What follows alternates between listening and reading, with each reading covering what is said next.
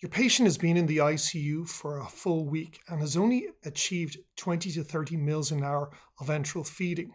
We've reached an inflection point. What are we going to do? Are we going to pass a post-pyloric feeding tube? Are we going to try parenteral nutrition? Are we going to try some alternative strategy?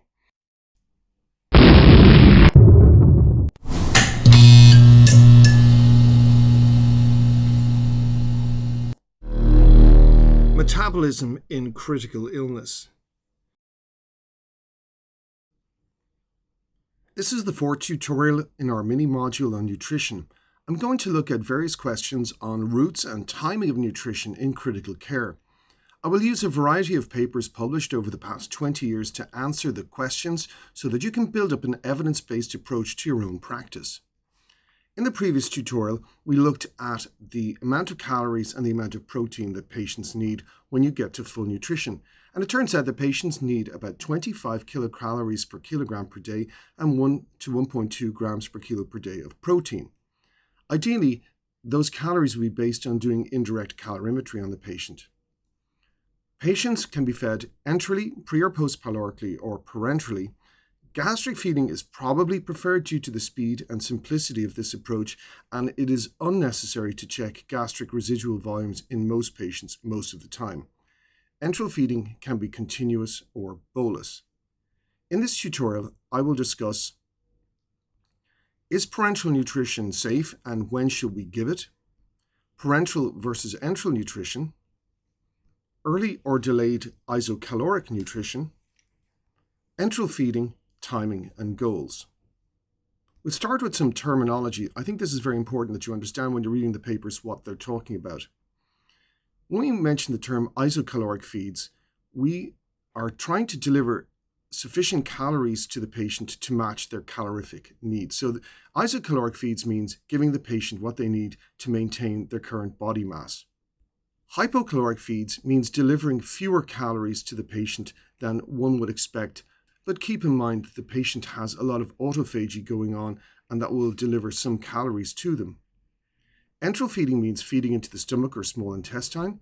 Early enteral feeding means feeding by that route within 24 to 48 hours of ICU admission. Trophic feeds is a term that a lot of people use to refer to low-dose enteral feeds, and that usually involves about 20 mils per hour or less.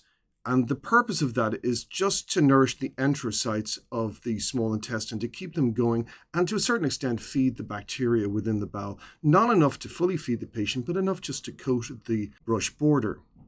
Parenteral nutrition is intravenous feeding. Total parenteral nutrition is isocaloric intravenous feeding. And supplementary parenteral nutrition is giving parenteral nutrition to the patient as well as enteral feeds to get the patient up to isocaloric feeding, usually because the professionals in the ICU have been unable to get the patient up to their enteral feed target.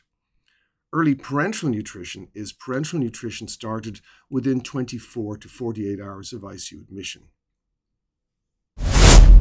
Let's start with a clinical scenario.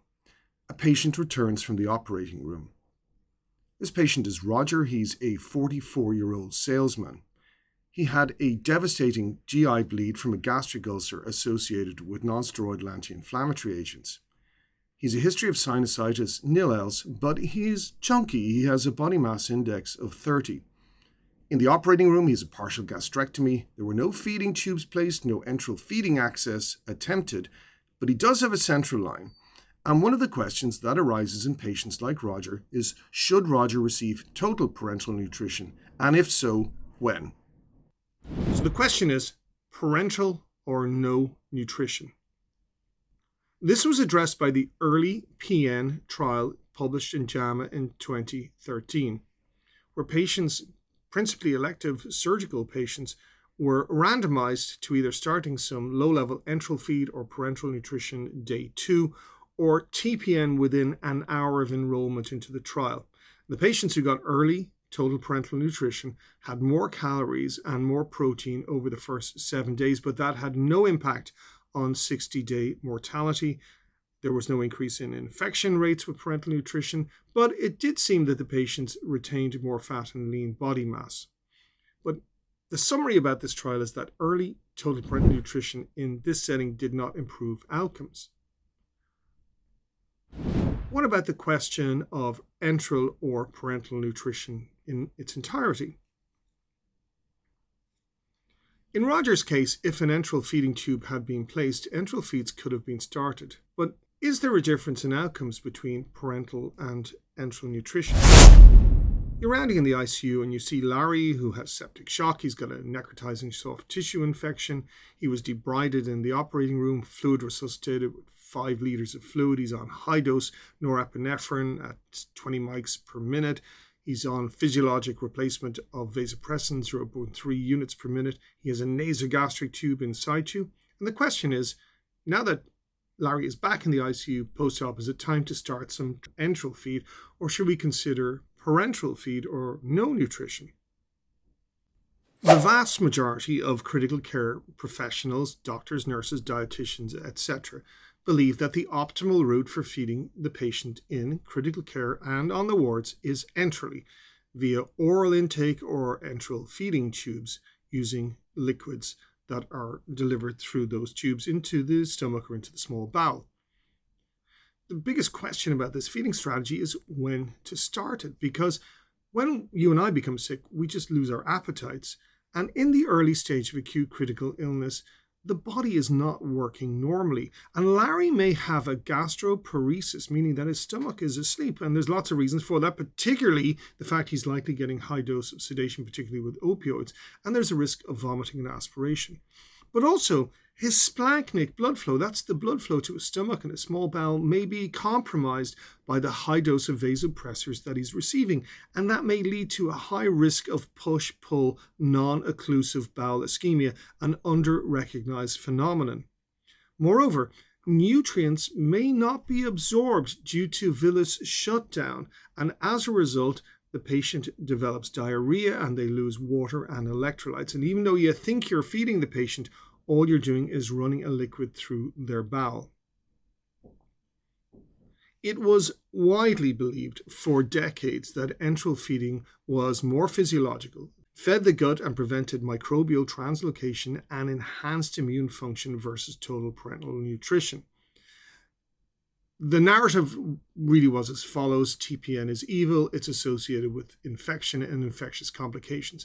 But it turned out that it wasn't the feed that was the problem, it was the line. And after Peter Pronovost published his trial on central line bundles in 2006 in the New England Journal, the incidence and prevalence of catheter-related bloodstream infections has dropped off a cliff.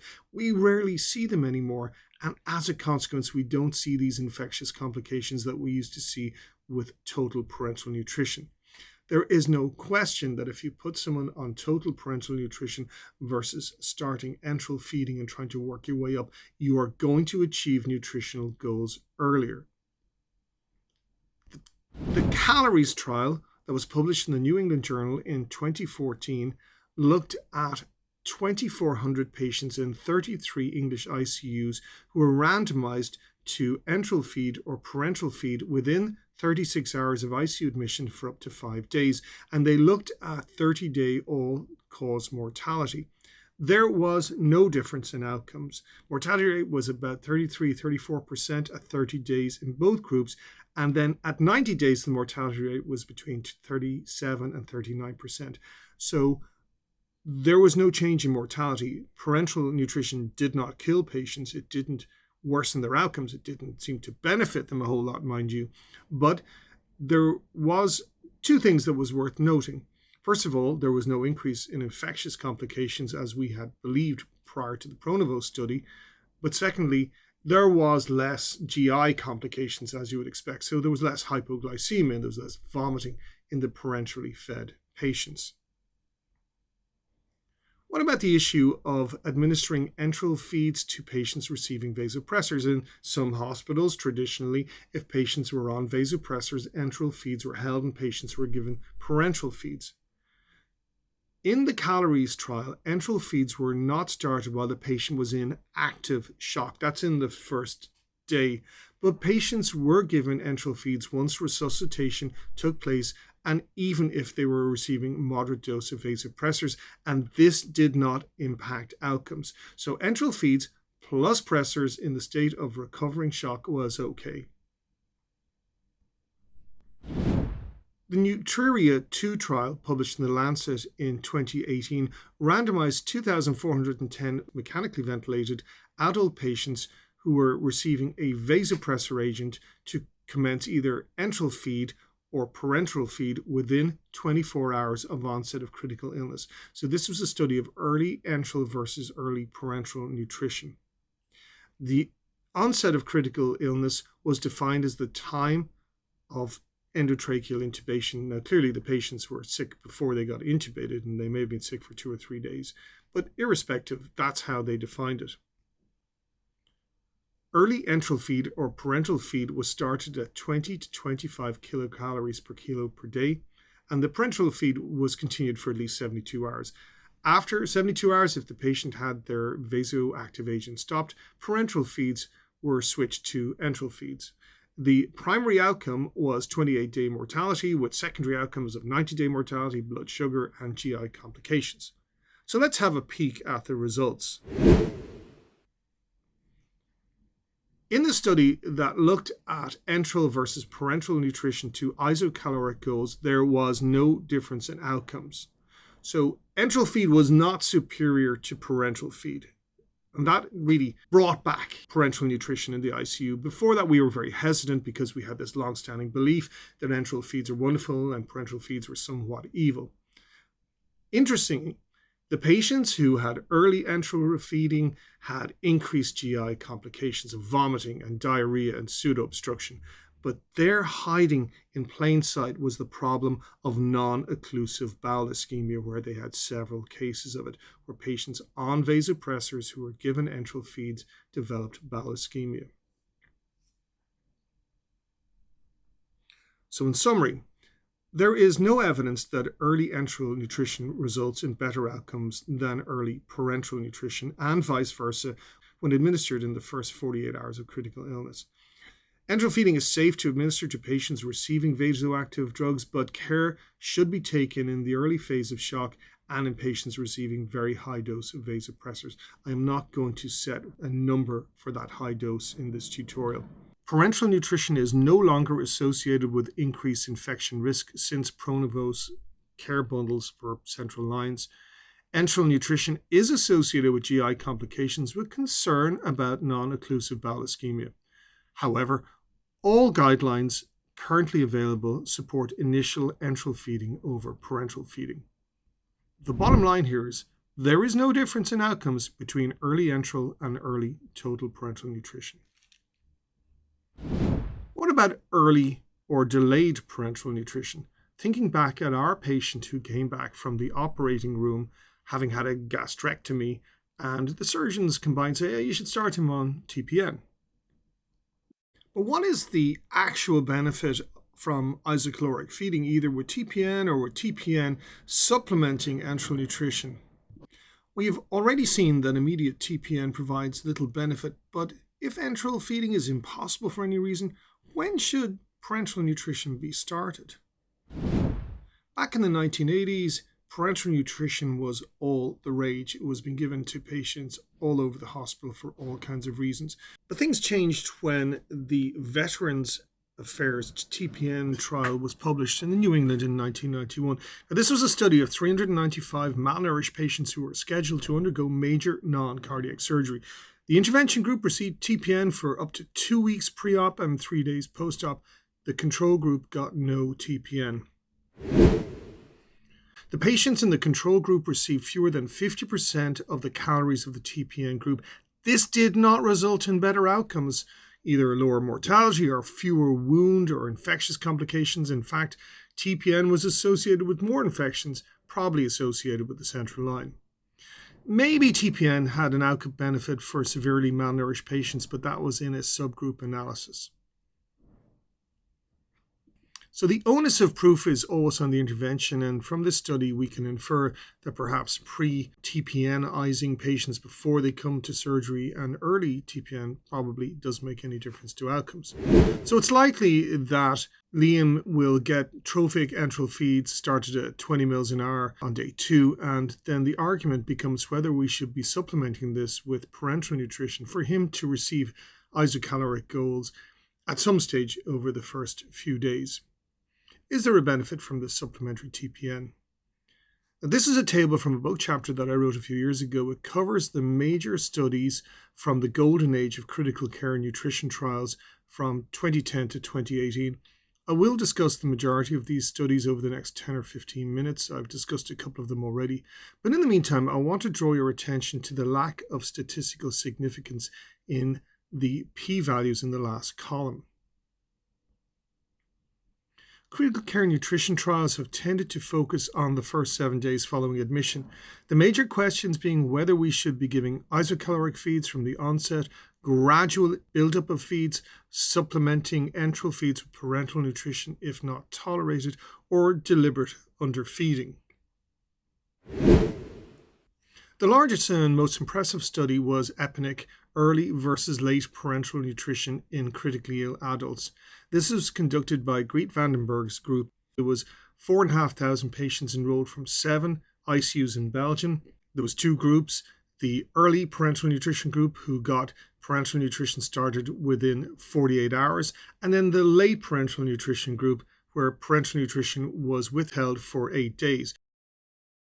This was not a trial of pure parenteral nutrition. It was a combined enteral and parenteral feeding strategy. But because enteral nutrition has to be started slowly, most of the calories in the intervention group were given by parenteral nutrition in the first day or 2. So if you look at this chart of total enteral feeding, you can see it gradually goes up over the first 7 days and then plateaus. For the patients who got parenteral nutrition, they received most of their calories with parenteral nutrition in the first few days, and then everything kind of balanced out later on. Well, did giving the patients these additional calories parenterally to isocaloric goals improve their outcomes? Quite the opposite. In fact, the patients who were given parenteral nutrition early, remember early, to supplement those enteral feeds had worse outcomes. They had prolonged ICU stay with an absolute risk increase of 6.3%, prolonged hospital stay, no evidence of improved functional status, and the mortality rate was no difference. So basically it set the patients back if you fed them fully isocalorically early in their critical illness. But what about the late parenteral nutrition group? This is the group of patients who were given enteral feeds that at day 8, the doctors and nurses and dietitians at the bedside said, hey, we're not getting enough calories in here. Let's give them parenteral nutrition at this stage.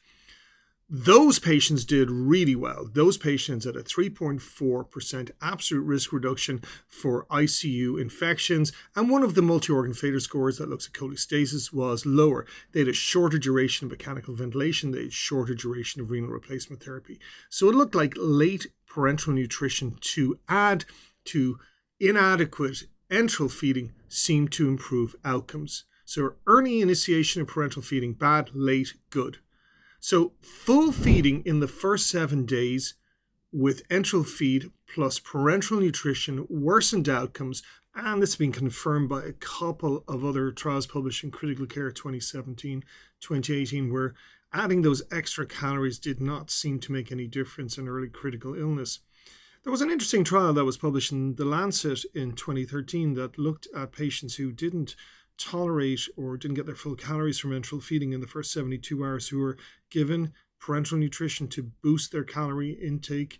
And in that particular trial, it seemed that patients who were given parenteral nutrition in that middle stage of critical illness seemed to have fewer nosocomial infections between days 9 and days 28. So there is some data that just getting that parenteral nutrition started slightly later may be associated with benefits. So I'm willing to suggest the following. Supplementing enteral feed with parenteral feed to achieve goals after 7 days probably improves outcomes. You shouldn't be underfeeding your patients beyond 7 days. So our patient who was in the ICU for 7 days and not receiving sufficient enteral feed should go on parenteral nutrition on day 6 or day 7. That is no longer controversial. And that really does raise the question about, well, how many calories do patients actually need early in critical illness? We know that acute illness is associated with anorexia, and although the need for nutrition is widely acknowledged, the timing is unclear, and deliberately feeding the patient their full energy intake seems to undermine the body's adaptive responses such as autophagy, and the EPINIC trial suggested that isocaloric feeding may be bad. But what of the other studies that look specifically at early isocaloric feeds versus delayed or gradual feeding? The INTACT trial was a trial of patients with ARDS who were randomized to full energy intake target nutrition versus standard care early in critical illness. But this was stopped really early after only 78 patients because the administration of full energy nutrition seemed to be associated with a 5-fold increase in the risk of death. And so this was cancelled early. Now, this may have been regression to the mean. It seems very unlikely that immediate overfeeding could be this devastating. We just have never seen this in our clinical practice, but it did fail miserably. The EDEN trial, published by the ARDSNet group in 2012, looked at early, within 48 hours, isocaloric feeding versus trophic feeding with patients with ARDS for 6 days. It really failed to demonstrate any advantage to full feeding, and there were increased complications. And this was a big trial. This was 1,000 patients at 44 hospitals, and those patients were more likely to vomit, require prokinetics, require insulin for hyperglycemia, and develop constipation with this early aggressive enteral feeding strategy. And there was no difference in ventilator-free days at day 28 or 60-day mortality. The TARGET trial was performed by the Australia and New Zealand Critical Care Trials Group, and this was a large multicenter trial of 894 mostly medical patients who were all given the same amount of protein by body weight, but were randomized to 2 different levels of energy intake. One group received an energy-dense feed of 1.5 kilocalories per mil, and the other group got 1 kilocalorie per mil. And both groups got a dose of 1 mil per kilo per hour of ideal body weight. As a consequence, the patients in the energy-dense group received 50% more calories. In most cases, the feeds were started on day 1 and the patients were enrolled for 28 days. In this table, you can see that the patients in the energy-restricted group did receive fewer calories over the 28 days than the energy-dense group. Did that translate to worse outcomes? No. There was no difference in 90-day mortality, which was 26 to 27% for both groups. Higher calorie intake did not affect survival, organ support, number of days in the ICU, number of days in the hospital, number of days free from organ support, the incidence of infective complications, or any other adverse effects. This was an interesting and difficult trial to interpret because it suggested that the energy goals that we have for our patients are too high. Conversely, we know that the majority of patients who go to the ICU never get close to those goals. There's also the question about protein intake. Not only is high early energy intake problematic, but so is high protein intake, as I've discussed in the previous tutorial, because we know from this subset of the EPINIC trial that high protein intake does not prevent muscle weakness, and it may actually worsen muscle catabolism. The Nutriria 3 trial that was published in Lancet Respiratory Medicine in 2023, that was a big trial in France. 3,000 patients who were mechanically ventilated and receiving vasopressors were given early nutrition within 24 hours of intubation, but they were randomly assigned to low calorie and protein targets. That's 6 calories per kilo per day and 0.2 to 0.4 grams per kilo of protein per day versus standard targets, 25 calories per kilo per day and 1 to 1.3 grams per kilo per day of protein during the first 7 days. Let's have a look at the results. There was no difference in 90-day mortality between 42 and 43%. The low calorie and protein intake group that's over the first 7 days, were discharged from the ICU 1 day earlier, 8 days versus 9 days. They had less vomiting, diarrhea, liver dysfunction, and again, less bowel ischemia. And this is a line from the paper. Compared with standard calorie and protein targets, early calorie and protein restriction did not decrease mortality, but was associated with faster recovery and fewer complications. So you don't need to be pushing calories on your patients in the first 7 days in ICU. So in terms of hypocaloric or full feeding early in critical illness, there is currently no evidence that administration of a patient's full estimated energy requirements improves outcomes in early critical illness. As such, trophic or hypocaloric feeding is a reasonable approach in the first 7 days. Isocaloric feeding with calories and proteins is unnecessary and potentially harmful in the first 7 days. But what about starting parenteral feeding when enteral feeding is impossible? There is no clear evidence and no agreement on this issue. Certainly, early TPN within 48 hours is unnecessary and likely harmful. Isocaloric feeding, I think, is essential by day 7. But when to start? All current guidelines, and these are opinion-based, suggest starting parenteral nutrition hypocalorically between day 3 and day 7, unless the patient is malnourished, in which case consideration will be given to being more aggressive at an earlier stage. If you went back to the late 1990s, there was a huge amount of interest in nutrition in the ICU. It was believed that the gut itself was a major immune organ of the body, that it protected the body from gram negatives that were in the bowel. This is known as the gut origin theory of sepsis, where gram negatives translocate across an atrophic small intestinal or large intestinal wall into the bloodstream, causing bacteremia, sepsis, and multi-organ failure. And this likely does occur, particularly in neutropenic sepsis. But then there was a whole associated belief system that by adding all kinds of supplements into the enteral feeding formula, that somehow or other they would super boost up the bowel, super boost up the body, and improve outcomes. This did not turn out to be the case. And the kind of supplements that were investigated were arginine, glutamine. Glutamine is a preferential nutrition source for the bowel, so you'd have thought that the bowel would love lots of glutamine, but no, it didn't turn out to be much good. Omega-3 fatty acids, otherwise known as cod liver oil, taurine that's in Red Bull, ribonucleotides, none of these improved outcomes. Some of them worsened outcomes. And in my view, you shouldn't add anything into your enteral feed except protein and perhaps a bit of potassium or magnesium or phosphorus. What about the timing for enteral feeding? When should we start our enteral feeds? Certainly not on day 1 when the patient is clinically unstable.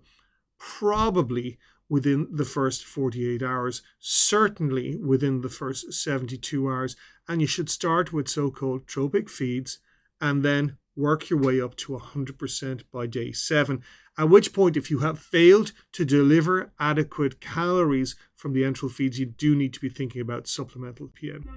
Let's review this tutorial.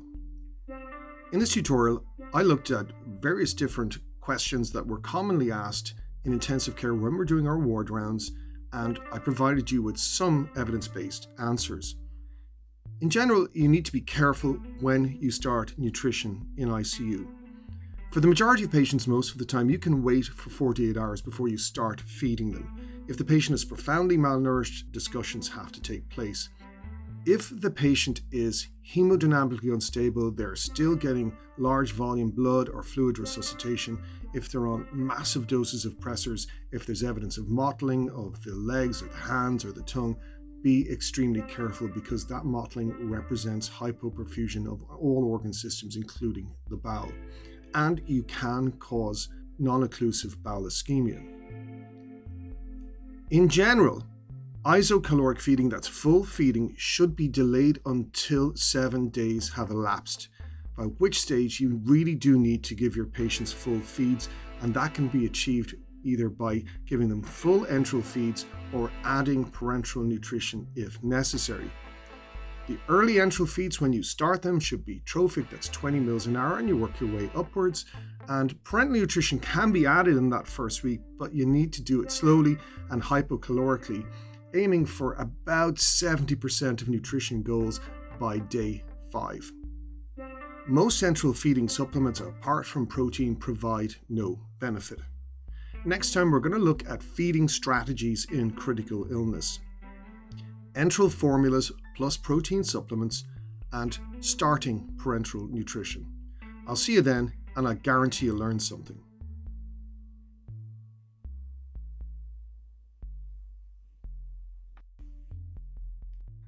That was a review of critical care nutrition, the various questions that have been asked and answered by high quality research studies over the past 15 years.